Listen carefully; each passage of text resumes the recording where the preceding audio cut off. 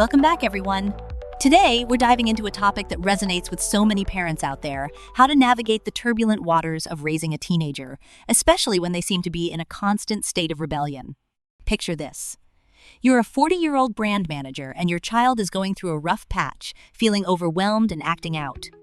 You've tried everything, even months of therapy, but it feels like you're back at square one every time they face a setback. Frustrating, right? So, what do you do? Yeah, that sounds super frustrating. So, what's this rebellious phase really about? I always thought it was just a phase they had to get through. But, is there a term for it or something? Great question. In psychology, we don't actually use the term rebellious phase. Instead, we refer to it as a personality transition period or self-formation period. It's a time when your child is filled with hormones and adrenaline, trying to assert their existence. They might act out in extreme ways, and if parents can't catch their emotions, it can turn toxic. Think of it like trying to catch a wave. If you don't ride it properly, you wipe out. That's a cool analogy. So, if parents suppress their child's feelings instead of understanding them, it just makes things worse? Like, what does that look like in real life? Exactly. When a child is upset, they might express it through anger or withdrawal. Instead of reacting with frustration or punishment, parents should try to understand what's behind that behavior.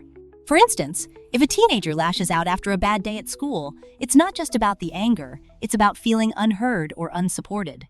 If parents can validate those feelings like saying, "I see you're really upset, let's talk about it," it opens the door for communication.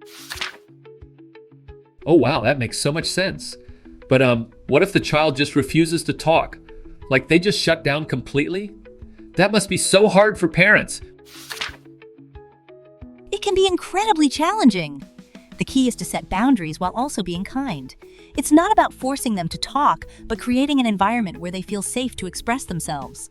If they know they won't be judged or punished for their feelings, they're more likely to open up.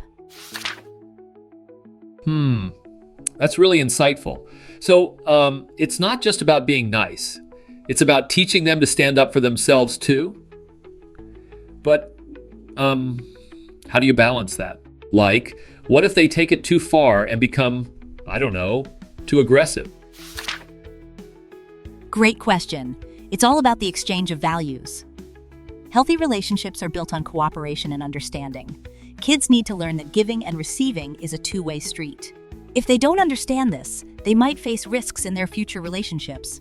And let's not forget, many parents have behaviors that can be detrimental, like being overly controlling or not supporting their child. This can lead to deep-seated issues in the child's personality. Oh, wow. So, it's like planting a garden, right? You can't just yell at the plants to grow, you have to nurture them. But, what if the parents themselves are struggling? Like, if they're in a toxic relationship, how does that affect the kids? That's a crucial point. The relationship between parents directly impacts the child's development. If there's fear in the household, it can turn into resentment. A stable family environment is essential for healthy personality development. Parents' actions and their relationship dynamics are like the feng shui of the home. They shape the child's future. That's really deep. So, it's vital for parents to work on their relationship, not just for themselves, but for their children's well-being. That's a lot to think about.